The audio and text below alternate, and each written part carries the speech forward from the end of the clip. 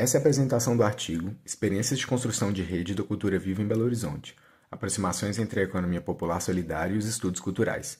O artigo foi elaborado pelos autores Diogo Posato, Nina Fraia e Cibele Diniz. O trabalho busca aproximar os campos da economia popular e solidária com o campo da cultura viva no município de Belo Horizonte, cruzando as informações levantadas das duas experiências, tanto em questão de políticas públicas, como tratando-se das relações das redes de agentes e dos agentes com o Estado, a fim de compreender os pontos comuns das experiências dos empreendimentos da EPS e dos pontos de cultura em suas redes. O programa Cultura Viva foi implementado no Brasil em 2004, durante a gestão de Gilberto Gil no Ministério da Cultura, baseando-se na identificação e no fomento de manifestações culturais interligadas com as comunidades locais.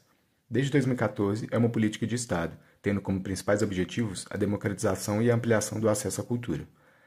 O programa, nesse sentido, estaria inserido nos circuitos culturais em que há forte presença da comunidade enquanto instância organizacional, em sua relação com os demais agentes, o Estado e o mercado privado.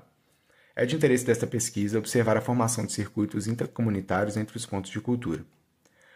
O ponto de cultura, no caso, é um instrumento prioritário da política Cultura Viva e articula todas as demais ações.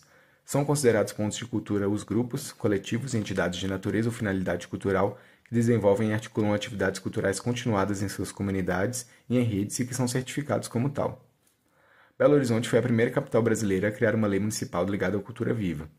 Em 2023, a vereadora Cida Falabella criou a minuta de lei do projeto Cultura Viva, que foi assinada pelo prefeito Fuad Noman. Em setembro de 2024, a lei que estabelece a política foi regulamentada, efetivando-a de fato para além da gestão do período. Em conversas com representantes dos pontos de cultura em Belo Horizonte, foi perceptível a importância das outras trocas e compartilhamento de saberes e vivências entre os integrantes dos pontos e dos pontos com sua comunidade, em detrimento de um crescimento monetário ou uma maior visibilidade. Além disso, muitos pontos de cultura são organizados entre famílias, valorizando-se a proximidade das relações de organização das atividades dos pontos e com atividades fortemente construídas com e para a comunidade local. Muitas vezes, a sede do ponto é inclusive a unidade doméstica de um dos seus representantes.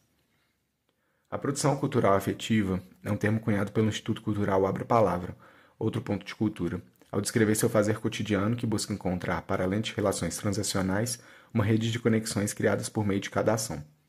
Embora seja utilizado neste contexto, poderia ser utilizado para descrever tantas outras relações encontradas durante essa pesquisa. A especificidade do circuito cultural que abarca os pontos de cultura é o afeto, a proximidade, a construção de relações que perduram e constroem comunidades em torno do fazer de cultura. Estudar as relações estabelecidas no âmbito da cultura viva é, necessariamente, entender que o fazer comunitário possui valores outros que não apenas o monetário.